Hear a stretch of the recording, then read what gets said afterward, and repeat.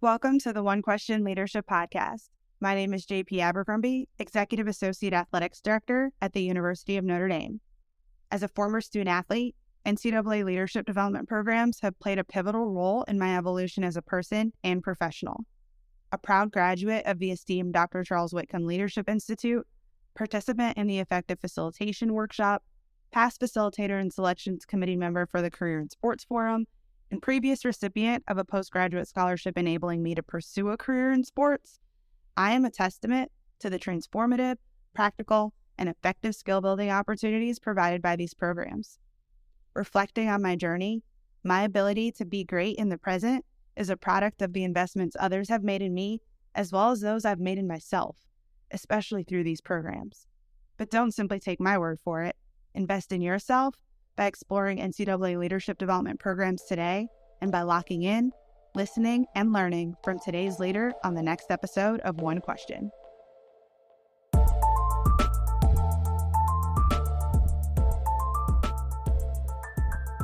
Greetings, this is Ty Brown, and welcome to the One Question Leadership Podcast, where we highlight executive and organizational leadership. Be sure to follow us on Twitter and Instagram at 1Q Leadership.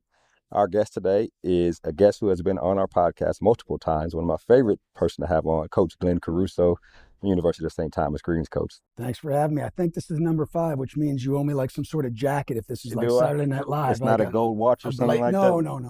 Just a blazer. I appreciate it, Coach. Coach Caruso, you've been there for 16 years, I believe, as the head coach in the industry for almost 30 years, won a number of Coach of the Years, number of games, and somebody I like talking to in terms of leadership and a number of those things, such as that. We also have your daughter, Anna Caruso. Anna, give us your title again, because you are a freshman at St. Thomas, right? Yes. And you're on staff with Coach Caruso. For the football team, I am the in-game strategy and data analytics person. In-game strategy and data analytics. This is an interesting setup here, because what I know about her, Coach Caruso, is that she is just as tough as her father, right? Tougher than her father, and probably one of the better coaches on your staff. No knock against all the guys I know on your staff, right? But look, we're not asking Anna right now to draw up a blitz or anything, but I will say this, in terms of being able to follow instruction and being mentally tough, she fits in tremendously well, and blessed that she does. Fortunately, right. She gets that from mom. Yeah, that's interesting. So I want to talk to you about a couple things. The first thing is this transition from D3 to D1. We've talked about it, the whole process. We've had 2 or 3 conversations as you guys have transitioned. You're going into year 2 and 1 to conference, right? Correct. Which is crazy. And everybody's like, who are these guys, right? Coming into this conference and you already won the conference. In my mind, what I know about you is there's nothing different other than probably the structure of how you guys participate in the NCAA. I appreciate that. It's actually it's a tremendous compliment for you to say that, but you're right. And you're observant. I mean, certainly our guys have gotten a little bit bigger, right? So yes, our tackles are 6'8" and 6'9", and yes, our linebacker runs a little bit faster, but the structure and how we run things, and look, culture is a word that is just like family in sports. It's often used and rarely understood. But I will say this, the way that we have been able to transition from, I mean, no one's ever done this before, right? So to be able to do something no one's ever done is terrifying, which is totally okay.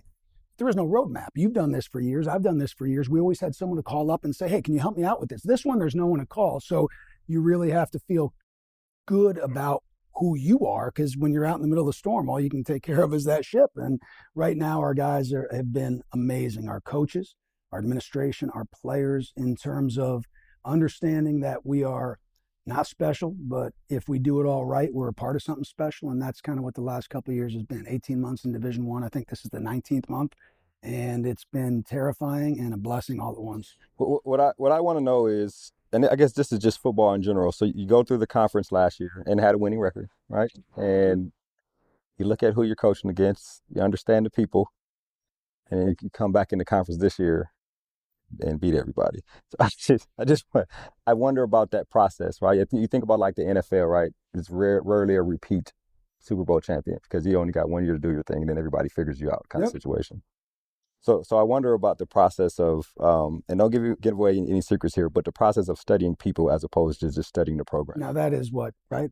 That's what we think that we do a pretty good job of, is being able to, We're never going to be fast starters. That's not who we are. Team takes after their head coach. Their head coach is not fancy. Their head coach is not brilliant. Their head coach wasn't a good athlete, but he learns people pretty well. And I think our players have taken, I mean, if you can be a keen observer of human nature, it doesn't matter what you want to do. Anna Marie, what is your major? Possibly. Psychology and data analytics. So if you know people and you know odds, that's what when mom passed away and dad's raising all these kids, you have to be thrifty with what you teach because you got one parent, a lot of kids, right? And he always said, if you understand people and you understand odds, there isn't anything you can't do. And I think our players do that tremendously well. So I will also say, let's be frank, it's simpler for me to learn from year one and year two compared to the NFL. The NFL, everything is out there all over the place. Yeah, right. We're just a school in Minnesota in the second year of Division I. So for us, yes, year one was less about, it's kind of like for the offensive minds out there, it's kind of like putting together a script.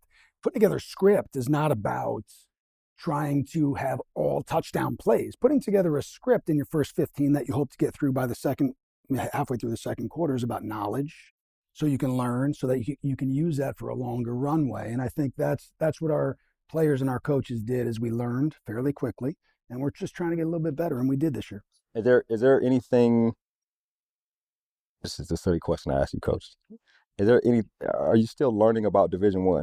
Oh my gosh. Yeah, I'm not an expert in any way. Someone asked me to talk the other day, and they said, I want you to talk about Division I, how to navigate Division I. And I said, I need you to bring someone in so I can listen. I can't speak about that. I'm not going to pretend like I can. I can speak about what our experience in Division I has been. And it's been, it's not a silly question. It's refreshing for us to know, yes, the venues are different. And yes, the tackles are a little bit taller.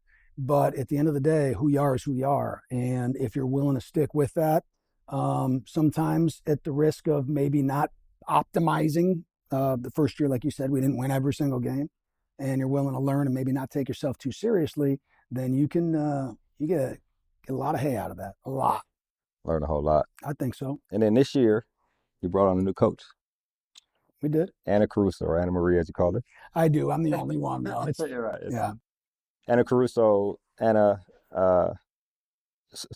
When I first learned about you, Coach told me about a basketball game and coaching you up, not understanding basketball, but coaching you up on the people part of the game, right? Which I thought was very interesting. And then now that you're on the sideline with them, talk to me about your experience in that, but talk to me about it from a leadership lens, not necessarily in terms of the things you're doing, but from a leadership lens, understanding what your father has done, and you probably know all the coaches, but you come into this game and this is the game that we all love. Every person in the building, we're here at the AFCA convention, will tell you it's the best thing that ever happened to the earth, right?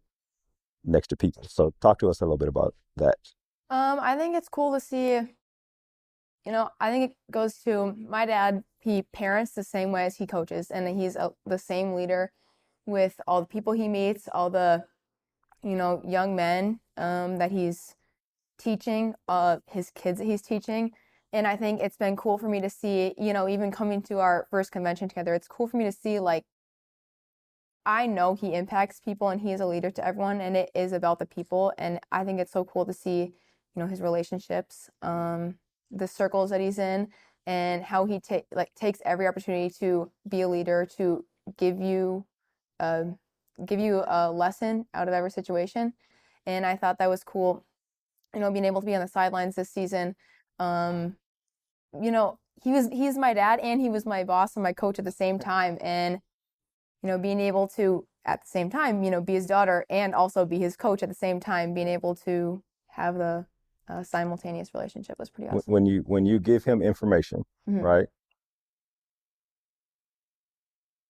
You come in as a freshman, as new on staff, but when you give him information, is it ever a situation where look, coach, based on what this is telling us, this is what I suggest, or something like that? Is there a situation where it's an aggressive conversation with the coach? I don't know if I describe it as aggressive. We'll discuss after every drive, or if it's something sooner that needs to be addressed sooner. I found a pattern or whatever the case may be, I'll address it sooner. But we have a great relationship, and he trust me and trust my intuitions and my, what I pick up on, what I believe, and what I know about people. And so he listens to me. He doesn't just, shoo me off. He'll listen to me, and that's what I'm here for, which I really appreciate. Yeah. Well, he wouldn't shoo you off, because you're on the sideline, right? And if you're important enough to be on the sideline, then there's definitely some input that you can provide for the success of the team. There's a broader conversation about women coaching football now, right? Mm-hmm. Which at the AFCA, I can go back probably 8 or 9 years, and there was a woman named Natalie Wilson, I think, or Washington, out of DC. She was a head coach at a high school out there, and I tried to get her to speak. And there's been sprinkles, but in the recent years, there have been more women coaching football, right? So now you're a part of a broader conversation about women in the game. Tell me your thoughts on that as you learn to be a coach. I'm in a very, blessed situation where I have been taught a lot about, people and football, from my dad and from the environments I've been around, from his connections. But there's a lot, I understand that I'm very blessed in that and, may have leg up there. But there are so many women, they just want to know, they just want to be educated. And so if we can get male coaches out there who are willing to humble themselves a little bit and step down and educate, take that risk. And women in coming to the football industry are not a threat. We just want to learn. We just want to know. We haven't been, grown up. Not all of us have been grown up playing the sport. We may be around it, but we don't know as much as, we aren't in those circles. Like I'm seeing my dad in circles, people he played with and he coached with, all that stuff. So we're starting at a disadvantage, and so we just want to know, and we're just curious. Yeah, there's this aspect, one more question along the lines. There's this aspect that working with the coaches for almost 15 years, every time a young coach would tell a veteran coach that I want to be a coach, veteran coach would say, do you love football? And he would ask that question and then follow it up with, if you love it, can you live without it? Because they wanted the coaches to know that this is going to consume your life only if you love football, and you got to be willing to allow it to consume your life. I wonder, freshmen in college, have you seen that part of life consumption, I guess, right, on the sideline yet in terms of working with the football team? Like it becomes a part of your life. Like it's a fabric of you, right? Absolutely. Going back to when I'm a senior in high school, making my decision about where to go to college, and it was never forced upon me that I needed to go to St. Thomas. It was always welcomed and encouraged. But I made that decision on my own to go to the University of St. Thomas to play softball, get a great education, and I knew if I went where my dad coached that there would be a job could open up for me. And I think part of my decision-making process was I didn't want to be away from football. I didn't want to be away from my dad, and I couldn't. I don't think I've ever went a football season missing more than one game. Right. And so it consumes you, but it's such a joy, and it becomes part, the people you're around, the circles you're in, the conversations you have, the lessons you learn, how you carry yourself, and your morals and your values, those come from what you have learned from football. So it's just ingrained in you. Yeah, which is excellent. So you mentioned softball. Yes. So you also play softball. Yes. Right. So play softball, coach with the football team, just 100% sports. Let's do it. The leadership, all that stuff. Yeah, I think that's pretty amazing. Yeah, I couldn't, again, going back to my deciding what I want to do in college and with my life, and I don't know 100% yet, but when I was 17 years old, 18 years old, figuring this out, I knew I couldn't see myself without sports, at least at that moment. Not only playing brings me so much joy, but the connections from, going to my softball teammates, some of my best friends, and I know St. Thomas has a history of an amazing sisterhood from that program with those girls and those coaches, and so I wanted to be a part of that. How will you, after this, I'm going to ask you some questions, Coach. I love listening. You keep asking. Softball season, when that comes up, will you be able to participate as a player psychologically? Like, will you be able to just play and not think in terms of being a coach? Like, those are two different, right? Mm-hmm. I think in game, yeah, as I'm playing, I can just play. I can be free. I'm good at, compartmentalizing and doing what I need to do on the field while I'm there. I think in the way that I, in practice, in lift, around my teammates. We're at dinner, whatever we're doing. I think the way I am a teammate comes from a coach's standpoint. I think the advice I give and the way I carry myself, what I say to them, how I build them up, comes from the coach's standpoint. And I think I provide like a bridge between the coaching staff, because whether they're telling me directly or I just have an intuition of what they want or what's best for the program, and between my teammates, I think I'm a bridge. And because people are willing to listen to me on my team, which I'm very fortunate. So I think I'm a bridge between those two. Yeah, which is excellent. And embrace that role, right, while you're doing it. And I think just to jump in, a lot of times our liabilities become our strengths. And if we're not careful, our strengths can become our liabilities if we don't know ourselves, right? And so in watching, for instance, Anna, I'm not going to sit here and say that Anna is the best player on any team she's ever been on. Is that fair? Right? Correct, yeah. Yeah, very honest. But I think in doing so, if someone is thoughtful and competitive enough, you find ways to gain winning edges. Well, part of that is growing and honing that intuition. So part and parcel of, I think, how Anna approaches anything is from the lessons that she learned from Rachel and our family and myself. And I think that serves a lot of people really well. I think that there's this misconception that, we go to Italy sometimes. We take our team over to Italy every couple of years. And when we first went over there, I got into an argument with one of the Italian players because he wasn't respecting his coach, and he wasn't respecting him because he wasn't a great player. And I said, well, have you learned about Italian history? And he said, of course. And I said, do you think that person was living 100 years ago when that happened? He said, no. And I said, it's because teaching is learning. You don't have to have been a part of it. And I think Anna is able to balance that really well, and it serves her well, and it's fun to watch her. Yeah. What's interesting that I would like to learn from you, Coach, is what has this process of having your daughter on the sideline with you opened your eyes to, right? In terms of women in coaching, right? And in terms of the staff dynamic and everything, right? So I think a lot of times that if someone would ask that question, it might be answered with, well, she's given me great perspective, and, but she has. To be able to be when you're coaching football, as you know, Ty, you're playing football, you have got to be so acutely focused on your job as a cog in that machine. Right. And sometimes when we get so creased or rutted into what our job is, we don't have a chance to just sit back and see the bigger picture. And a lot of times when I am able to look over at Anna and she makes me smile in a way that Wally Kaczynski's the best coach I ever been around. He's amazing. We've been together 16 years. I learn from him every day.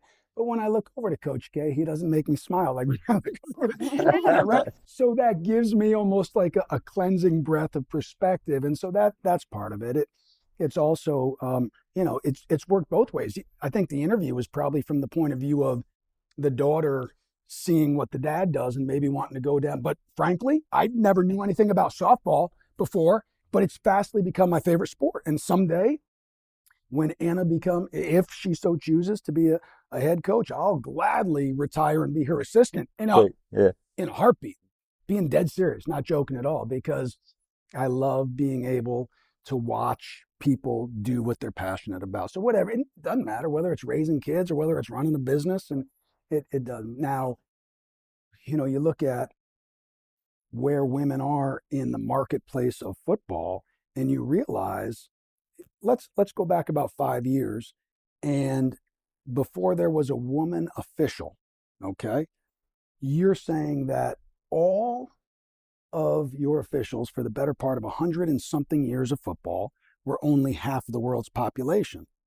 Who goes into much of anything without automatically not recognizing that they want to pull from the biggest pool? You have a job open. You don't want to pull from half a pool. You want to pull from the whole pool, right? Now, with that, because it wasn't built up, there has to be an accelerated education that goes into it. Now we sit in here 5 years later, and it's a part of what it's not different. It's just the norm when you see a female who's officiating on Sunday at the highest of levels. And I think coaching is going to be much like that, but it's not going to be much like that unless, like Anna alluded to 13 minutes ago, unless there are people that are open and accepting of that, not just accepting, but willing to be able to educate everybody in the way they would educate anybody. And until we get to that part, I think we're underachieving as football coaches. I really do. Here's what I wonder, Coach, as a freshman center, back when you played? Yeah, bad looking body, but yes, I was a center. Yep. Freshman center, did you know what direction you were going in life? I did. I was going to law school, and here I'm talking to you at the AFCA. I did. So I wonder about that, Anna. You've chosen a profession that the people who retire only retire because their bodies don't allow them to keep doing it. That's the only reason most coaches get out of it, right? Or they get worn out by some aspect of things other than the game, right? I wonder about that from your perspective as a freshman in terms of what you think about the long term. Now, I will give this caveat. I'm not a parent, but I get on a lot of parents' case for getting on their children's case about planning the next 45 years of their life when they're a freshman in high school or something like that. I'm like, look, let them just get through the semester before you start asking them what they're going to major in and have they taken the GMAT yet to go to get an MBA. But I guess that's kind of the question I'm asking you as a freshman, working as a coach, also playing softball. How far ahead have you planned in terms of what your career would look like, I guess, in the next couple of years while you're still in college, maybe? I don't have any set plans. My mom and dad made it very clear going to college. You don't need to know what you want to do. You don't need to know yet if you don't need to rush your decision if you're going to play softball. You don't need to know if you want to work for dad yet. All these things, and so we take very thoughtful decision paths to our final answers. And I'm 18 years old. I have so much life ahead of me. I don't know yet that coaching is 100% what I want to do. I just hope to find something that if this is my passion, this is my calling, I will be a coach and I would love to do that. But if it's something else that's my passion, I'm just going to take, at the foundation of everything, it's people. And so, it's your connections, it's your culture, it's your relationships and your networking, which is a lot of what I've been learning lately. And I will carry that and the lessons that I've learned. They don't need to be, exactly about your 4th and 2 call or, when you've got bases loaded, 2 outs, bottom of the ninth, whatever it is. It's about how you handle the situations and your connections. I'll ask this last question here and we'll wrap. You guys can both chime in. The Caruso family values, right? Which could be a book. I wonder about specifically for you, Anna, the philosophy that they have, right? Go, just figure out your life, right? And just make sure you're successful at what you're doing at a high level, be organized, be processed. Truly. A lot of the people around you, a lot of the coaches, the players you're probably coaching, or the players you play with, or just the students who are just students on campus that aren't athletes. Some of them, most of them probably don't have that type of philosophy. Mm-hmm. So I wonder if it is innate in you to make the people around you better because of the Caruso family values. Is that something that happens naturally? Because I know you don't go into the world with tunnel vision and say, I am this way, everybody else can do whatever they want to do. So tell me about that, just that impact. I think I impact people based off my values. I don't, for the most part, I wouldn't say I necessarily, go to people. I say, you have a broken value system. Let me help you fix it. Yeah. I think it's more in the way I carry myself and how I try to be a daughter and a friend and a sister and a teammate and a classmate, and hoping that I will, rub off on them and influence them. And they're like, I want to see, what that girl's about. How would she be like that? And you don't have to say it to relate. You know that, right? Our actions speak so loudly. People shouldn't be able to hear what we say, and that's what I think is as we look at those family values that you talked about, I should not have to say much of anything if we wake up and know that we're wildly imperfect in everything we do, but we're willing to outwork and outlast and outthink and try and do all we can to just get a little bit better, to be the person that the Lord intended us to be. And that's what I get to see when I look at our daughter. Right. And the people around you see that. And like me, they want to be a part of it. They need to be a part of that Caruso family values. Can I just get chapter 2 and 3 so I can study that? It goes both ways, but you still have that family thing on your desk, right? Forget about me, I love you. Simple. FAMILY, 100%. Been saying it for years since I heard you say it. Before we wrap, tell me the title again, your position. In-game strategy and data. In-game strategy and data. Okay. 3, 2, 1. Well, Coach Caruso and Anna, this has been an excellent conversation. I really appreciate you guys joining me again on the One Question Leadership. Todd, always a blessing being with you. Todd, you're able to bring things out of people that very few are, and so grateful for your time. Thank you so much. Yes, ma'am. That was Anna Caruso. She is a freshman at University of St. Thomas. She is also in-game strategy and analytics for the St. Thomas football team, also on the softball team there at St. Thomas. And of course, Coach Glenn Caruso, who is the head football coach, also at University of St. Thomas. And of course, I am Ty Brown with one question, and keep in mind, the role of a leader is to create and maintain an environment that people want to be a part of. And as always, be better tomorrow than you are today.